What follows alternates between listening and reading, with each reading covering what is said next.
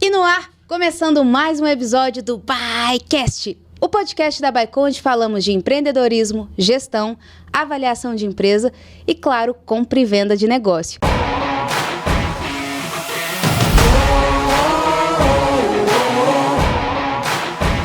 E hoje é um tema misturado, um tema de empreendedorismo. Vamos apresentar para vocês o segredo de um dos maiores escritórios de advocacia do Brasil e, claro, falar de ferramentas que a gente pode usar no processo de venda. Vinícius Maciel, sócio do TPC, grande advogado, seja muito bem-vindo ao BaiCast. Obrigado, Rafa, um prazer estar aqui. Então hoje nós vamos falar de empreendedorismo e falar do que a gente faz o dia inteiro, né? Trabalhar, né? Que é resolver o problema dos nossos clientes. Mas ótimo, Vini, muito obrigado pelo tempo, parabéns pela trajetória como TPC, trajetória profissional também. E pra gente começar, eu queria que você desse um briefingzinho aí de quem é Vinícius e como que a TPC hoje está no mercado e qual aí o projeto ambicioso nível Brasil que vocês têm. Legal, Rafa. Então, obrigado mais uma vez, prazer para mim estar aqui, batendo esse papo com você. O Vinícius é um advogado que veio do interior de Minas, veio para Belo Horizonte para estudar, igual muitos que vêm aqui. Desde cedo gostou do direito de empresa, era o ser mais diferente da sala, né? Na faculdade, que todo mundo gostava de penal e de civil e trabalhista, coisa que eu nunca entendi, mas eu sempre gostei de direito de empresa e eu falei, eu vou trabalhar nisso daqui. E lá se vão, né? Desde o ingresso na faculdade até aqui, a gente... É ruim falar de data, mas já tem lá seus 23 anos de remando na profissão. Eu passei por grandes escritórios de advocacia, cheguei a ser diretor jurídico de um grupo nacional com atuação internacional e estou aqui na TPC liderando a área que a gente chama de consultoria especializada empresarial, né? Que daí vai desde as relações entre sócios, as negociações complexas, as relações contratuais e fusões e aquisições, que é o que a gente gosta de fazer, né? Que é divertido. Exatamente. Vini, mas me conta um pouco. Então você passou por uma cadeira jurídica corporativa, na qual você tinha ali toda a responsabilidade de um grupo, e um grupo muito grande. Sim. Esse ponto, então, você veio agora para a parte dos escritórios, e é uma dúvida que muitos têm. Como que cresce na carreira hoje de direito, sabendo que tem aquele jargão, né? Um advogado para cada maçã. Então... Um advogado para cada maçã, chuta o coqueiro na porta do fórum, cai 12 cocos e 11 advogados, tem essas... Rafa, assim, é difícil a gente dar uma receita do que funciona, né? O que eu posso falar é a minha experiência, a experiência dos meus sócios e a experiência dos amigos que a gente fez por aí. Tem muito advogado de fato, tem muito profissional no ramo jurídico, isso aí não falta, né? O que é uma coisa boa, e as pessoas não devem encarar isso como uma concorrência absurda. Por que não? Porque a grande verdade é que faltam profissionais qualificados. E o que é um profissional qualificado? De forma bem rápida. É alguém que teve uma base de ensino muito boa. Aquela pessoa é a base de ensino lá da escola. Aquela pessoa que tem o português bom, que ela tem a redação boa, ela tem a interpretação de texto boa. Essa pessoa, se ela bem formou na faculdade, ou seja, ela fez a faculdade e não foi lá para conseguir o diploma, ela com base jurídica e estudando sempre, que não dá para parar, como um médico está sempre se atualizando, o engenheiro que está sempre se atualizando, o profissional do direito também. E não só porque lei muda, a lei vai mudar todo dia, mas como que eu interpreto essa lei que está mudando? Porque se eu tenho essa base bem fundamentada, lei nenhuma nos assusta, porque a gente sabe como desvendar esse quebra-cabeça legislativo que é no Brasil. Então, falta muito profissional bom.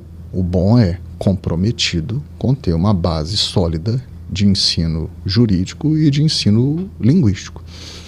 O que sempre funcionou para mim foram duas coisas. trabalho árduo, parece super clichê, mas eu era o primeiro a chegar, desde o estágio, primeiro a chegar, último a sair. Disponibilidade para pegar coisa nova. Nunca tive medo de assumir um trabalho que, isso aqui eu nunca fiz. Não, vamos lá, como é que faz? Quem que já fez? Vamos correr atrás, eu vou ligar, um amigo meu já fez, fulano já fez, vamos tentar entender, porque a prática ela é muito importante, e nunca parar de estudar, porque o advogado não pode fazer propaganda, né? Eu não posso fazer um outdoor. Incitar uma pessoa a um divórcio, a uma ação trabalhista, exatamente. Uma ação judicial com outra empresa. Seria até divertido, né, a gente ver isso, mas a gente não pode fazer propaganda, eu não posso patrocinar um time de futebol, eu não posso com um outdoor. Então, a gente vai ser indicado quase que naquela velha história do boca a boca. Hoje eu posso fazer um post, eu posso escrever um livro, mas no final do dia é alguém que vai te indicar. E quando te indicam, você vai ter uma oportunidade de mostrar que você sabe fazer o seu serviço. Que vai ser ou na entrevista para o emprego, vai ser na entrevista para a contratação, né? Nós somos entrevistados todos os dias, né? Pelos clientes. O escritório manda dezenas de propostas por dia e a gente apresenta essas propostas para os possíveis clientes. Então, naquela reunião ali, ele tem que sentir confiança de que eu sei fazer meu trabalho. E depois eu vou ter que trabalhar e eu vou ter que entregar. E do que você trouxe, Vini? Eu acho que é um ponto também que cabe até um amadurecimento das pessoas, né? Que é a paciência. Você não chegou hoje sendo sócio de um dos maiores escritórios do Brasil em 2 anos. Foi uma jornada, trabalhando muitas vezes de graça, aprendendo, começando de baixo, criando ali o seu canal de relacionamento para que te gerasse autoridade, essa autoridade te gerar visibilidade, e aí sim um grande escritório falar, poxa, a cadeira de sócio para você liderar a área é sua. E isso é uma coisa que a gente vê muito hoje, né, como empreendedores também, que contratamos pessoas para trabalhar, que às vezes esse imediatismo de, eu quero chegar, já quero ser um diretor. O máximo que eu espero é 3 anos. Meu amigo, você que não espera 1 década trabalhando arduamente para você, isso é romantismo de internet, né? Trabalha um pouquinho e fica rico. Então, quando você trouxe isso, eu achei muito legal, porque você trouxe todos esses elementos e, indiretamente, você falou paciência, tempo e trabalho duro. Quer chegar? Se não, é receita de bolo que não existe. Exatamente isso. Exatamente esse é o ponto. Eu nem falei, mas é isso mesmo. Eu fiz vários estágios gratuitos para aprender também, eu sei. A vida inteira, para aprender. A realidade é outra. Né? Cheguei a estudar à noite para ter 2 estágios. Então, e a gente nunca fechar portas, porque as pessoas que a gente interage hoje, até despretensiosamente, são as pessoas que vão relacionar conosco no futuro. Os meus sócios hoje foram meus primeiros empregadores. Que legal. Então, quando você era o jurídico corporativo, você contratou Antes disso. Olha que interessante. A minha jornada é muito legal, porque eu cheguei a montar um escritório quando eu ainda estava na faculdade, em parceria com professores. Esse escritório acabou não indo bem. Eu quebrei a cara, eu achei que eu ia montar um escritório, eu ia ficar rico, isso eu pudei com as pessoas. Vi que não ia dar certo, eu preciso pagar minhas contas. Então eu fui procurar emprego em um outro escritório. Um escritório bem estabelecido da cidade e tudo. E 2 sócios desse escritório hoje são meus sócios. Então eu trabalhei, advogado júnior, comecei fazendo pauta de audiência, pegando carro, e não tinha audiência online não, eu pegava carro e eu rodava a região inteira de Belo Horizonte para fazer audiência, 4, 5, 6 num dia. Com 1 mês eu fui para dentro do escritório, porque as minhas defesas orais eram boas em audiência, então eu já fui para escrever. De lá eu fui lecionar, ministrar a aula, que eu tenho esse lado também. Eu fiz pós, fiz mestrado, estou ensaiando aqui o doutorado, então eu lecionei por mais de 1 década. E das aulas eu fui ser diretor jurídico. E quando eu sou diretor jurídico, passado alguns anos, eu contrato os meus sócios agora em outro escritório. Eles fundaram o TPC, eles saíram daquele local onde eu trabalhei com eles, fundaram o TPC, e o TPC iniciando, já com a bagagem que eles tinham, com os clientes que eles trouxeram, eu os contratei, porque eu tinha confiança neles. E eles devolveram a confiança que tinham em mim. Então, e anos depois, a gente se torna sócio. E como que o relacionamento é importante para uma empresa consolidada. Então, se tivesse feito um trabalho ruim... E outro ponto também de alerta, às vezes as pessoas falam, estou no começo da carreira, nem tem problema eu me sujar aqui, vou sair. Só que o tempo passa numa velocidade que a gente não acredita, né? E de repente, ele pode fechar uma porta que muda a nossa vida, que coloque a empresa em outro patamar com aquele elenco chegando, por às vezes uma coisa desleal. Pequenas coisas, né? Chegar tarde... sair cedo, entregar, falar não para tudo, procrastinar. Procrastinação é o grande vilão hoje que eu vejo dos escritórios. Mas é isso aí. Excelente. Vini, adentrando um pouco mais, que hoje a pauta também é pegar o TPC como um grande escritório. E antes de eu te fazer essa pergunta, eu queria que você contasse para a gente o que é o TPC, quais cidades vocês estão, hoje qual que é o tamanho da equipe, uma visão que vocês têm aí para 2030, como que o TPC vai estar em nível nacional. Tá. O TPC hoje é um escritório que nós chamamos de abrangente. O que é um escritório abrangente? Ele atua em todos os ramos clássicos do direito. Nós apenas não atuamos ainda em alguns mercados regulados. Óleo e gás, por exemplo, aeronáutico, fluviário, que são negócios altamente regulados. Mas de todos os ramos clássicos do direito, o civil, o penal, o administrativo, o tributário, o trabalhista, o empresarial, com o societário, em todos os setores de mercado, agora a gente atua. O escritório conta hoje com 150 profissionais, aproximadamente. Esse número muda muito, a demanda não para e a gente tem, ainda que pequeno, um turnover, porque o mercado é muito aquecido, mas muito pequeno. O escritório hoje está em Belo Horizonte, São Paulo, Brasília, Cuiabá, João Molevade, e vem novidade aí, a gente está com projetos de expansão. 6 unidades? Sim. Em tão pouco tempo, né? Sim. Porque o TPC tem menos de 15 anos de história. Tem 12 anos de... 12 anos. Esse ano vai fazer 13 anos de história. Que legal. E isso é muito inspirador, porque nós que prestamos serviço sabemos as dificuldades de alinhar a expectativa do cliente, entregar um serviço de qualidade dependendo de pessoas, ou seja, todos falarem o mesmo tom, todos replicarem a mesma ética. E a gente vê muito isso, né? Às vezes um ali consegue fazer alguma coisa, atravessa um parceiro, e isso vai ali minando toda aquela estrutura. E quando vocês conseguem implementar uma cultura com todos esses pilares de qualidade, ética e resultado, sem dúvida é a receita que a gente tem que se inspirar e aprender muito. É difícil fazer isso, né? Mas nós temos uma vantagem que nós acreditamos muito no trabalho duro. Então, nenhum de nós, nenhum dos sócios, seja fundador, seja um sócio mais novo, nenhum de nós está com aquele sentimento de vida ganha, sabe? Todo mundo chega cedo, todo mundo sai tarde, está todo mundo trabalhando. Se chegar lá no escritório agora, nós estamos de manga arregaçada, sentado do lado dos advogados, e estamos discutindo caso, estamos discutindo cliente. Todo mundo gosta de trabalhar, então a gente gosta de trabalhar, a gente gosta do que a gente faz. É super clichê também, mas nenhum de nós se vê fazendo outra coisa que não advogar. A gente gosta de advogar, a gente gosta disso. E eu acho que isso acaba inspirando, então tá todo mundo vendo assim, quem são os primeiros a chegar no escritório? São os sócios. Quem são os últimos a sair do escritório? São os sócios. Quem sempre tem disponibilidade para tudo? São os sócios. Então quem não chega atrasado em nenhum compromisso, somos nós. Então isso acaba que organicamente é difundido. E replica-se. E replicado. E isso chega nos líderes, e isso chega nos coordenadores, e os coordenadores replicam isso para todo o time.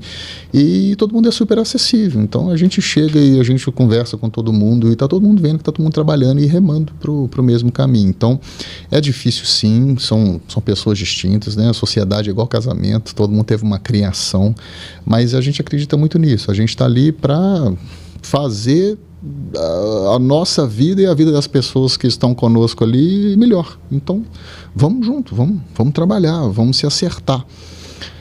Gerir esse tanto de unidade não é fácil, né? A gente tem a dificuldade da distância, mas hoje com as tecnologias a gente consegue fazer muita reunião online, e a gente também está sempre no trecho, sempre viajando e não deixando a coisa esfriar. Eu acho que o importante é isso, seja para manter relacionamento com o cliente, seja para manter a equipe unida, seja para manter um líder inspirado. Eu acho que é relacionamento quente, é olho no olho, como é que você está, perguntar do trabalho, mas perguntar da filha, perguntar da esposa, perguntar do marido, perguntar do time de futebol e se conectar, né, verdadeiramente. Esse é um grande diferencial, né? Deixar o profissional à frente, mas nunca perder esse elo humano, porque é o que vai também aquecendo o coração para o motor sempre ficar ligado. Isso é muito bom. Vini, a gente tem uma dúvida aqui, hoje a gente quis até trazer um quadro um pouco diferente, falando de algo muito especialista, porém mostrando a visão empreendedora. Por trás daquilo, né, que consegue entregar contratos de primeira, fazer acordos milionários de empresas, com toda essa abrangência que você tem do trabalhista, do pessoal, de toda trabalhista, contencioso, civil, todas as unidades aqui que vocês apresentam no escritório, mas o pessoal tem muita dúvida. Como que você precifica um serviço advocatício? Falando um pouquinho da Baico, a gente então tem a consultoria, né, que é uma adesão que o cliente faz para que a gente possa preparar o valuation da empresa, entender quanto que vale ali aquela estrutura, dar manutenção, deixar todas as peças publicitárias que a gente chama prontas, que é um teaser, que é um perfil cego, um memorando que vai vir com fotos, relatando as unidades, trazendo um pouco mais aberto a estratégia do negócio naquele material, acompanhado dos números e também essa parte de prospecção. E se der negócio, nós temos um variável que ele é pago somente após a conclusão da operação. Então, o nosso modelo de negócio ele é muito pautado nessa estrutura. E a gente recebe essas dúvidas, né? Por isso que a gente quis trazer um especialista nessa área. Como que você consegue, então, precificar um serviço de advocacia? A gente tem, Rafa, isso é quase que uma ciência. E depende muito de vários fatores, mas principalmente quem é meu cliente. Vou te dar um exemplo. Tem clientes que são grandes companhias multinacionais, listadas em bolsa, ou no Brasil, ou lá fora. Como eu praticamente sou precificado pelo cliente, pelo mercado. Então, assim, eu quero atender aquele cliente, sim. Esse cliente hoje contrata um escritório de advocacia, como ele contrata qualquer fornecedor dele, por uma área dele chamada diretoria de suprimentos. A diretoria de suprimentos desse cliente, ela já tem o mapeamento do mercado e é comum elas fazerem o que nós chamamos de bids, né, que é quase que uma licitação, quase que uma tomada de preços privada. Então, ele convida alguns escritórios de referência, felizmente a gente é sempre convidado, e fala qual é a demanda dele. Eu tenho um lote de 1000 ações, ou eu tenho um lote de um serviço de consultoria para o projeto XYZ. E ele já me manda muito detalhado o que ele precisa e me dá um prazo para eu apresentar um preço. Né? Mas ele faz isso comigo, faz isso com vários outros escritórios. Então aqui nós sempre a gente tem que levar em consideração qual que é a estratégia do escritório com aquele cliente. Que pode ser que eu não queira ganhar a minha melhor margem naquele cliente. Pode ser que seja um mercado novo, ou um setor novo que eu queira ter penetração. Então eu estou disposto a ter uma margem menor. Então a gente participa já sabendo que eu vou ser pautado pela oferta dos demais. Quando não é isso, vou falar de fusões e aquisições, por exemplo. O meu modo de precificar o escritório é diferente de quem está fazendo o trabalho financeiro de assessoria e de captação das pontas. Que é o caso da Baico. Que é o caso da Baico. Porque eu preciso ter a mais absoluta transparência de dizer ao cliente que ele não deve fazer determinado negócio, ou não venda ou não compre. Por isso, nós não precificamos com percentual de êxito. A gente precifica pela hora trabalhada. A gente estima o tempo que nós vamos gastar naquilo dali, assumimos um risco com ele de um trabalho com um volume X de horas e queremos, sim, uma remuneração que deve ser adequada à importância de um trabalho desse. Ele até pode me pagar se der certo ou no final, mas se não der, eu ainda assim preciso ser remunerado, porque é isso que me garante a independência, né, a falta de conflito de encaminhá-lo para uma negociação que talvez não seja muito boa. Perfeitamente. E hoje é um ponto legal também para a gente reforçar, o TPC é o parceiro oficial da Baico nessa parte, nesse braço jurídico, acompanhando e assistindo os nossos clientes, porque do outro lado, o comprador ele vem muito preparado. Sim. O comprador ele é uma pessoa que tem opções de investimento, então ou é uma empresa querendo fazer todo aquele investimento naquela região, naquele tipo de empresa, e quando a gente começa a colocar o empreendedor de frente com o empresário, dono, né, da empresa compradora, isso a Baico consegue oferecer todo o apoio. Mas quando entra o jurídico, é algo que tem que ter um especialista.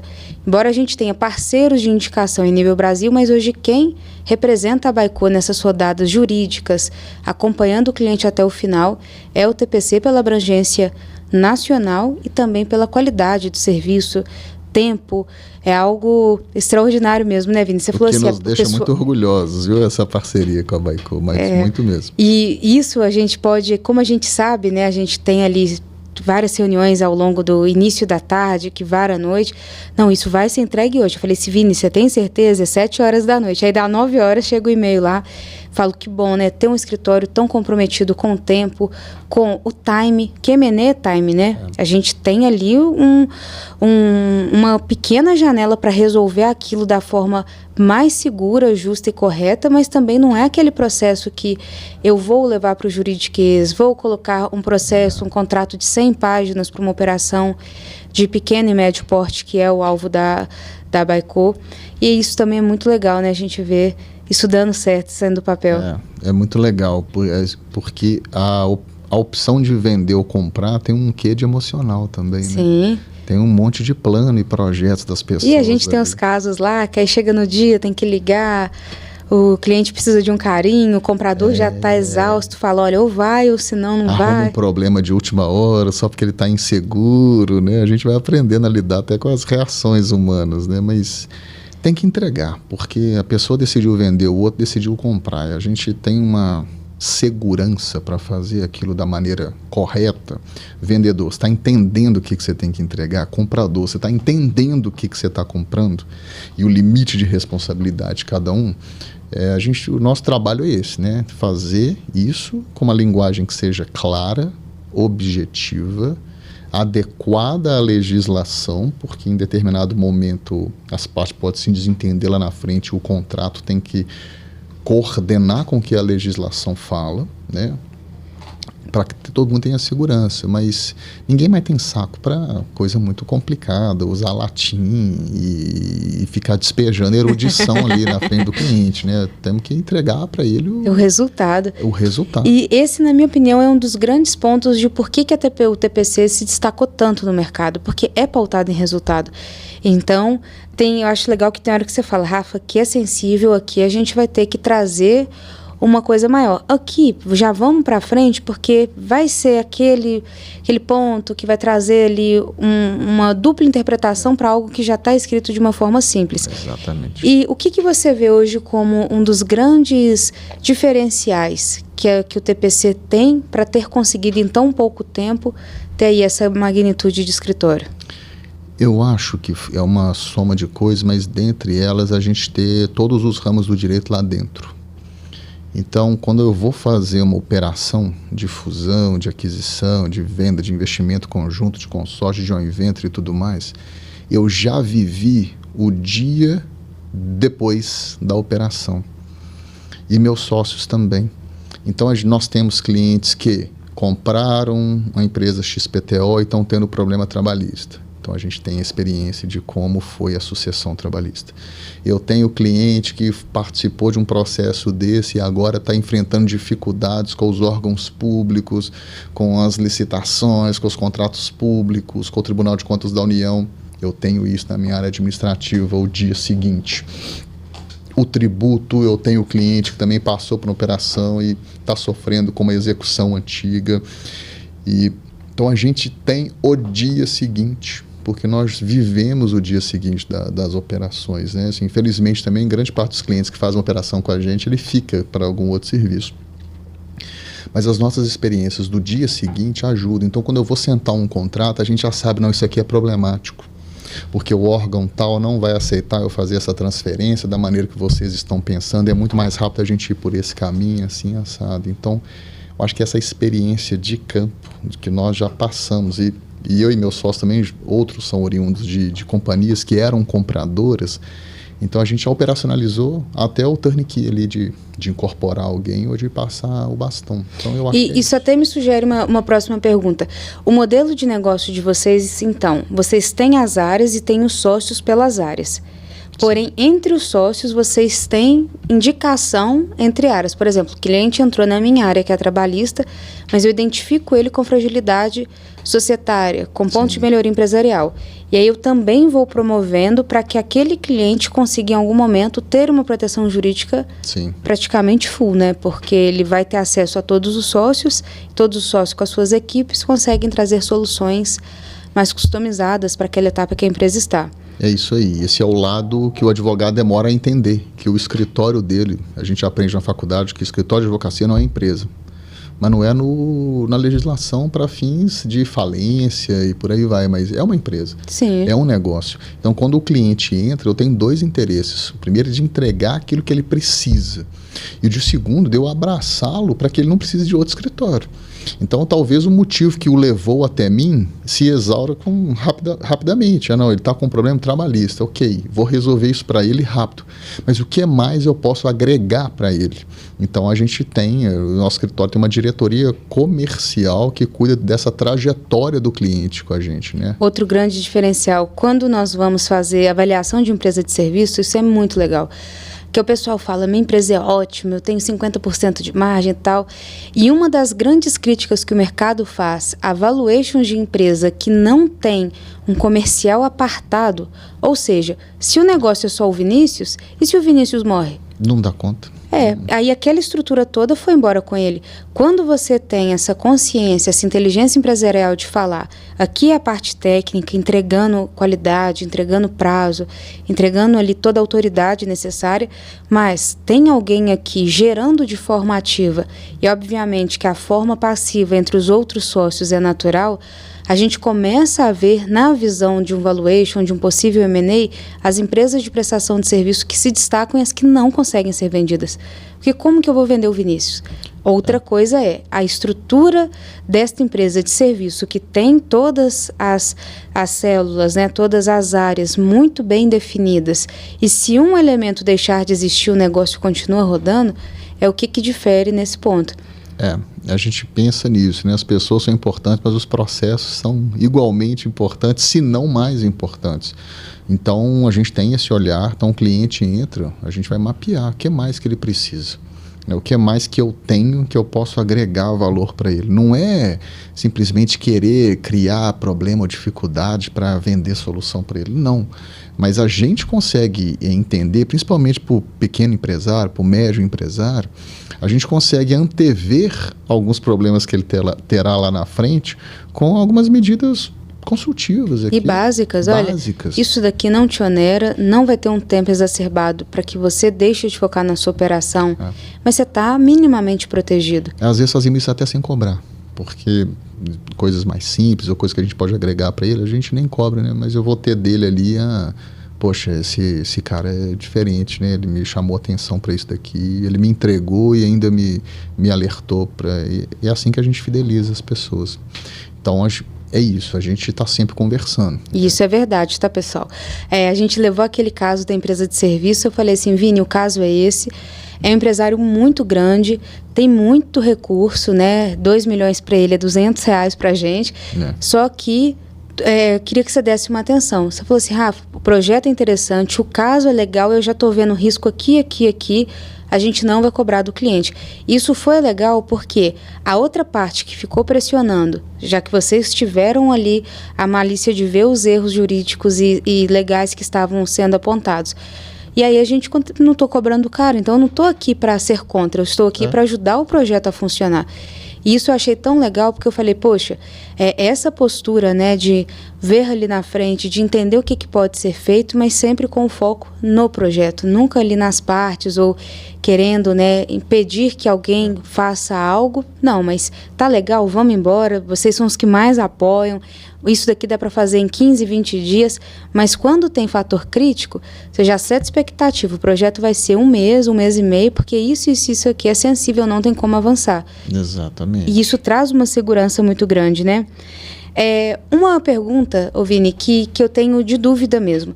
Existe verticais de empresas dentro de modelos de negócios de escritórios? Por exemplo, o TPC como essência de advogados. Existem escritórios que vão abrindo verticais? Consultoria de empresa, contabilidade, marketing, na sua visão agora de mercado?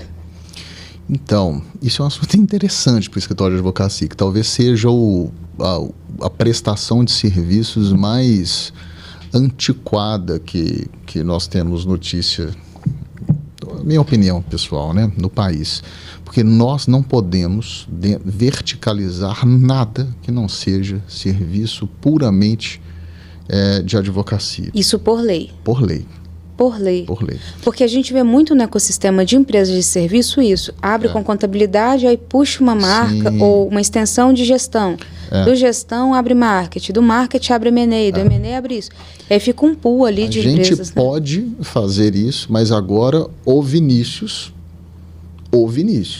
nada me impede de eu ser sócio empresário de alguma outra coisa enquanto sou advogado. Mas eu tenho problemas regulatórios em vincular isso ao TPC. O TPC, o escritório de advocacia, ele nasce e morre escritório de advocacia. Eu não posso congregá-lo com uma... Por exemplo, a gente tem o assessor de investimento, né? Eu posso hoje, pela legislação, ser sócio de uma empresa que assessora investimentos. Eu, Vinícius, essa empresa pode ter um sócio que não seja um assessor credenciado e por aí vai.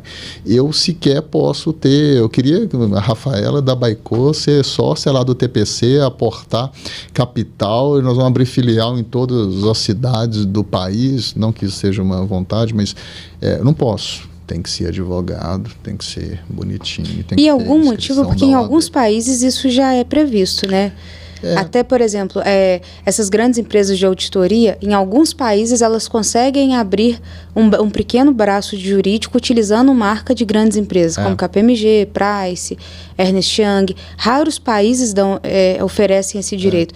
E Estados Unidos, Brasil, alguns da Europa, isso é proibido. Tem algum motivo? Ou... O Brasil e a Europa, assim como oriundos ali da civil law, eles são muito preocupados com o conflito de interesse. Tá? Então, está muito preocupado com o advogado independente e autônomo para dar uma opinião, tal como um auditor, isenta para a atuação dele. Então, se o advogado vai defender um determinado empresário em juízo numa questão societária, então, um exemplo clássico, a escrituração contábil, contabilidade regular, faz prova a favor do empresário. Olha que legal. Aí mas o advogado dele é que fez a escrituração contábil. Então a gente começa a esbarrar em conflito de interesse. E que o governo poderia ser o maior prejudiciado e a sociedade. A sociedade como um todo, né? Então, de certa forma faz sentido, mas tem algo jeito que existe. De contornar, né? Exato, existem várias ferramentas que podem blindar para deixar os ecossistemas mais saudáveis. O que não nos impede de termos parcerias, né? Todo mundo sabendo, por exemplo, parceria TPC e Baicô. Todo mundo sabe o que a Baicô faz e o que o TPC faz. Né? Eu não sou sócio da Baicô, gostaria. A Baicô não é sócio da TPC. Gostaríamos. Não podemos, mas a gente se beneficia mutuamente de um relacionamento profissional. E essa é uma estratégia muito boa de crescimento, porque você não vincula aquela responsabilidade técnica e nem a gente. Hoje, quando nós estamos ali passando por uma consultoria de M&A, uma estruturação financeira ou de dívida com aquele cliente, que a gente começa a esbarrar que o jurídico dele é frágil, tem a levantada de mão que eu falo, tem que conversar com o especialista. E isso também é legal porque nem todos os advogados tem talvez esse entendimento de que a parceria é um combustível de crescimento. Sim. Óbvio que todas essas estratégias que você trouxe, ter um diretor comercial, um time comercial prospectando de forma ativa, passiva, entendendo ali as demandas, colocando proposta, trazendo novos clientes para dentro.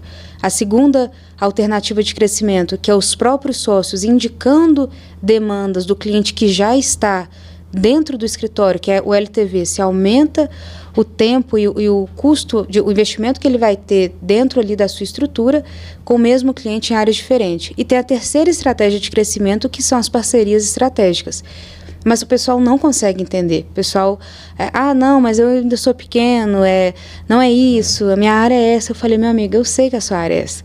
Por isso que a gente está propondo fazer com que esse ecossistema empresarial fique muito forte, para que todo mundo consiga estar atuando no seu devido local. Exatamente. E a gente faz isso tudo, porque, de novo, eu não posso fazer uma propaganda. Se eu não posso fazer uma propaganda, tudo que eu quero é uma parceria com você, para que você me veja trabalhar, goste do meu trabalho e que, por ter visto um trabalho, você recomende ele para alguém. Né? Pode não ser hoje, pode ser daqui a 5 anos, mas a gente precisa disso. Então, todas as parcerias são bem-vindas. Parcerias como a gente tem com a Baico, a gente buscar parceria, às vezes, com o escritório de contabilidade, é sinérgico. Né? Um grande parceiro nosso também. Com os bancos, né? Nós temos escritórios no Brasil e no mundo que faturam na casa do bi de dólar, em prestação de serviço. Mas usando essa estratégia de uma forma muito acelerada. Muito acelerada. Exatamente. A gente compactua muito, mas por incrível que pareça, por termos o privilégio de trabalharmos com empresas de comércio, serviço e indústria, quando a gente pega empresário do serviço, alguns ainda têm algumas crenças, alguns acham, não, isso não vai acontecer, e vão ficando para trás. Aí junta ele talvez com cansaço, uma falta de motivação, e o M&A ele precisa acontecer para que aquela empresa continue perpetuando. Vini, a gente falou então de crescimento dos escritórios, falamos, né, do TPC como uma grande marca hoje que tem uma abrangência jurídica muito grande, não só geograficamente, mas como portfólio ali de serviço para os clientes. Falamos da equipe também, que é uma equipe muito expressiva para o setor. E também do principal, que é vendas, né? Vendas cura tudo, vendas cresce, vendas paga, vendas ajuda todo mundo. Mas fica uma dúvida aqui. Uma gestão de 150 pessoas formadas, instruídas, que têm muita fome, como que faz isso? Bom, o escritório atua como qualquer empresa, né? O escritório tem processos financeiros automatizados, processos administrativos automatizados, diretoria de recursos humanos, com processos desde o recrutamento ao acompanhamento desse profissional aqui também, todo muito bem mapeado. É uma empresa, como qualquer outra. Então, o que a gente está sempre preocupado? Em conectar o que a gente quer passar para as pessoas com os nossos projetos estratégicos, né? Posso citar alguns aqui sem problema algum. Por exemplo, aumentar ainda mais a reputação da marca TPC no cenário nacional. Como que eu faço isso? Os sócios não vão conseguir estar em todos os lugares ao mesmo tempo e entregando tudo ao mesmo tempo. Então, eu preciso difundir isso para a equipe. Então, isso vira um projeto estratégico que a minha diretoria de recursos humanos vai passar para os líderes e os líderes vão executar. Então, eles vão escrever artigos, isso está dentro desse projeto, eles vão participar de seminários, está dentro desse projeto. Então, a gente tenta liderar as equipes, conectando a liderança ao planejamento estratégico.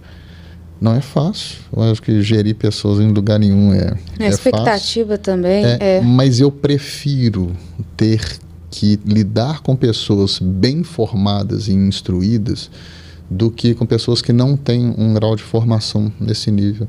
Porque eu acho que a compreensão é muito mais fácil. A responsabilidade é muito mais direta. Ele entender a responsabilidade dele é fácil para ele. De modo que não tem algumas coisas que acontecem em empresas menores, onde eu tenho na ponta um funcionário muito humilde, muito simples. Às vezes ele não está entendendo por que ele tem que cumprir com um determinado processo. Ele não entende porquê daquilo.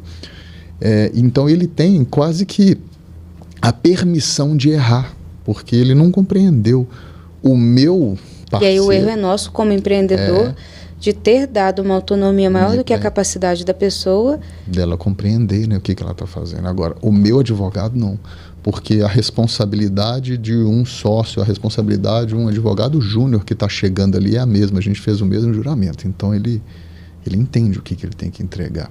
Então eu acho que é mais fácil, eu não acho que é difícil não, eu gosto de lidar com gente instruída. Quanto mais instruído, melhor. Porque a gente conversa com empresário todos os dias, o choro é o mesmo, né? Eu fico brincando, da indústria ao varejo, ao serviço, a mão de obra é difícil.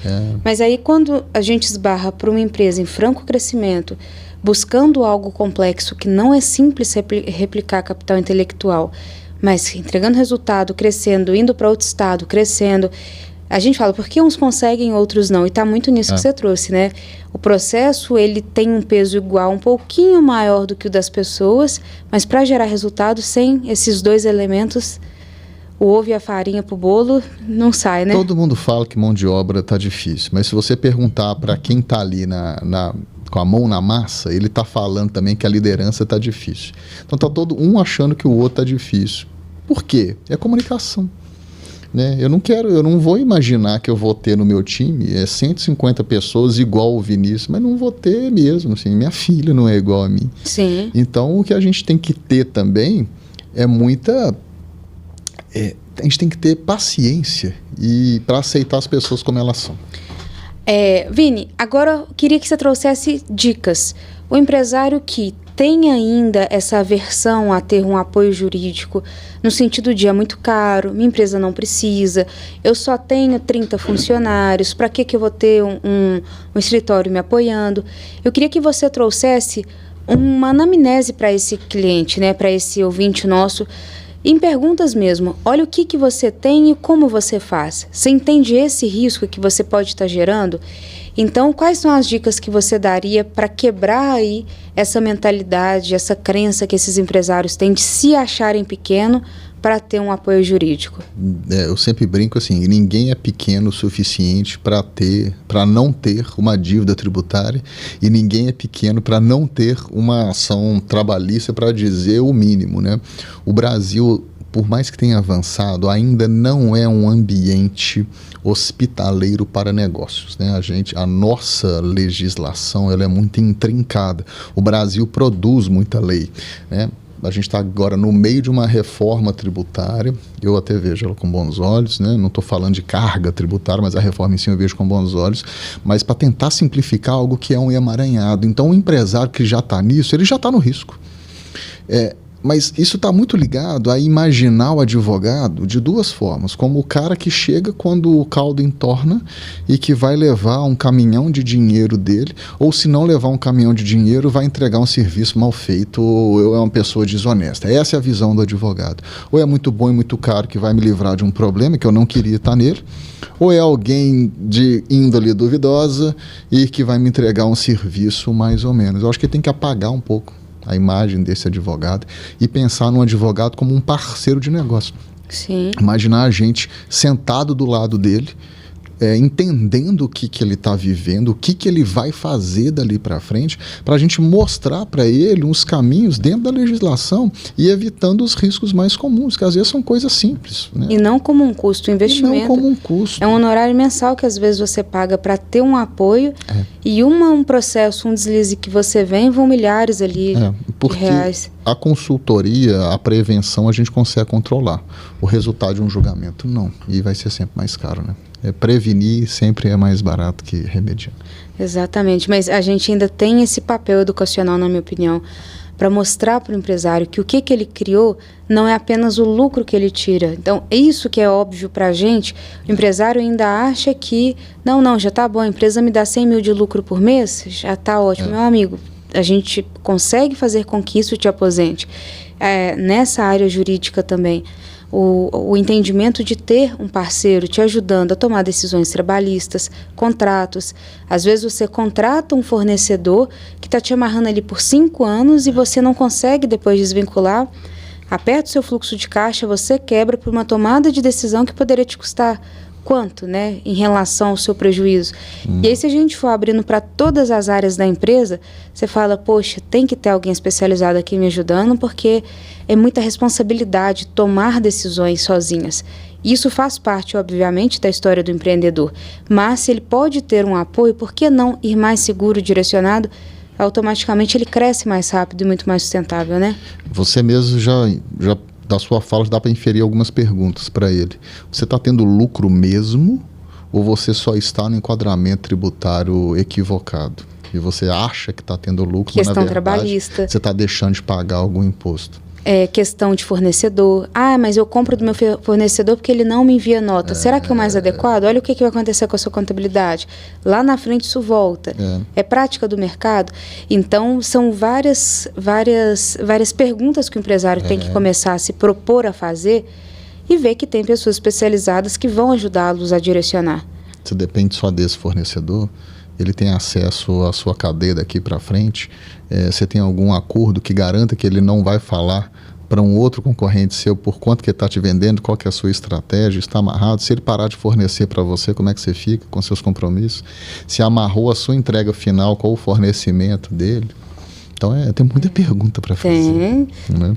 Basta também o empresário sair da zona de conforto, que a gente fala muito dos novos colaboradores, dessa nova geração que está um pouco mais relaxada, mas também o empresário tem que abrir um pouco mais a cabeça e ver que tem coisas prontas, práticas, do tamanho do que ele precisa, não vão ser estruturas de custo faraônicas, mas uma coisinha vai puxando a outra e vai ajudando ali, não só em governança da empresa, mas em organização, que vai gerar ali mais atributo e lá na frente reverbera em número, gente, isso é fato. E a tecnologia tá mais barata, né? A gente está tendo acesso a Antes tinha que ir, a gente é da época de ter que visitar um cliente no presencial, mostrar a cara. Hoje eu falo, pessoal, não ganha dinheiro quem não quer trabalhar, porque muita coisa ajuda. Eu já enviei fax, Rafael.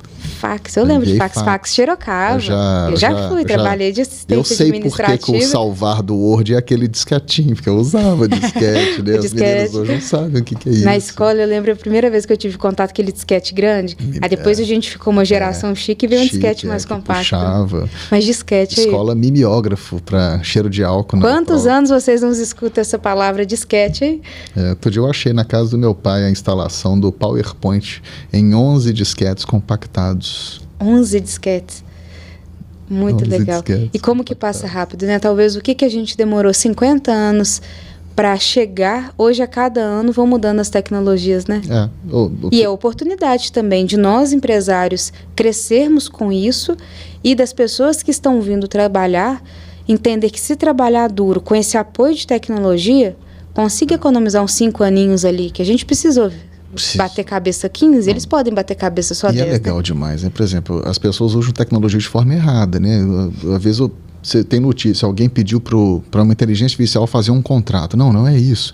Vira para ela e fala assim, compara para mim a legislação revogada da legislação que foi promulgada hoje, me dando uns highlights aqui das principais mudanças. Você tem em menos de 1 minuto um highlight de uma legislação que acabou de ser publicada. Não tem assessor melhor do que isso. Exatamente. Né? Sabendo usar, a tecnologia vão criar super-humanos, na verdade. Não é, mas eu vou deixar de existir no mercado. Não. Pelo contrário, você vai trabalhar cada vez mais para a sua função e deixar de fazer coisas operacionais. É isso aí. Muito legal. Vini, para a gente encerrar, tem muitos empreendedores que nos ouvem, também muitas pessoas das áreas do direito, contabilidade, gestores ali de empresas.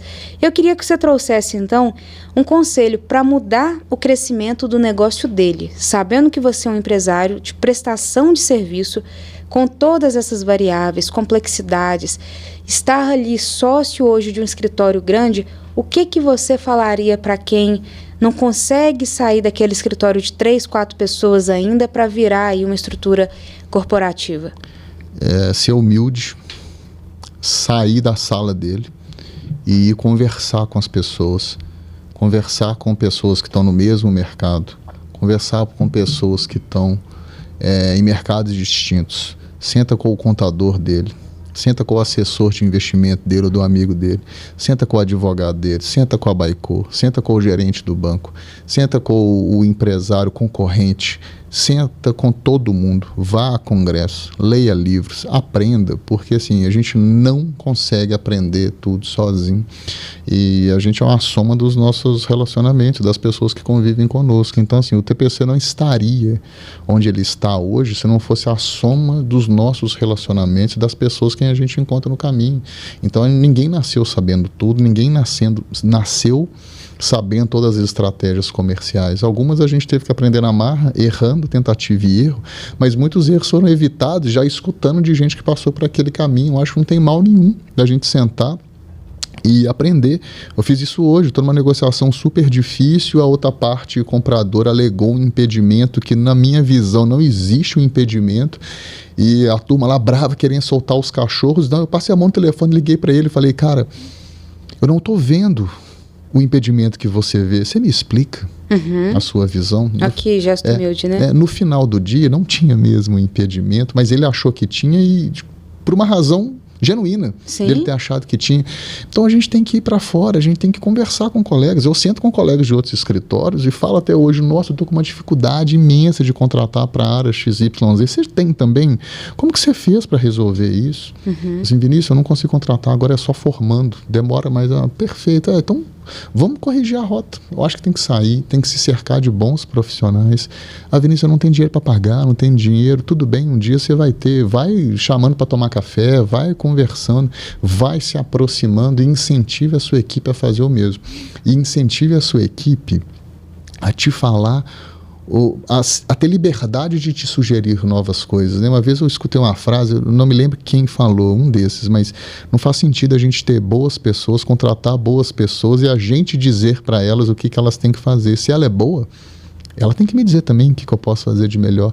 Então, o tempo inteiro está aberto a escutar. Assim, qualquer um do meu time pode entrar na minha sala e falar, Vinícius, isso aqui, cara, não funciona. Isso aqui tem que ser assim, assim, assado.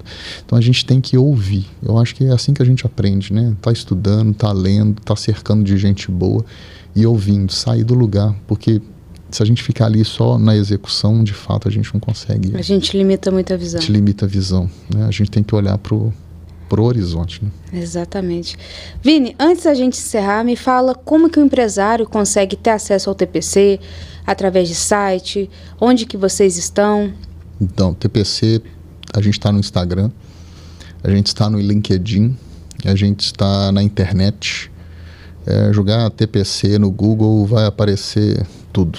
TPC Advogados? TPC, T de tatu, P de pato, C de casa. Conversa com os caras. Conversa com a gente, que a gente adora um café, uma prosa. O mineirinho gosta. Mineirinho gosta. Né?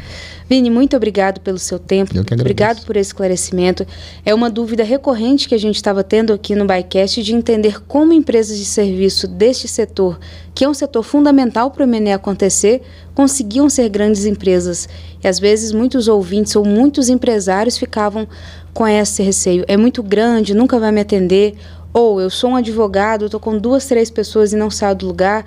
Então você trouxe ali dicas, vivência com muita clareza, com muita humildade para poder compartilhar. Tenho certeza que vai ajudar cada vez mais o mercado empreendedor do Brasil. Muito obrigado, Vini. Tomara que sim, eu que agradeço. Quero voltar mais vezes aqui. Por favor, reforma tributária vai ser o nosso próximo ByCast. Vamos falar. Vamos, é um tema muito legal e a gente vai ajudar a galera a entender.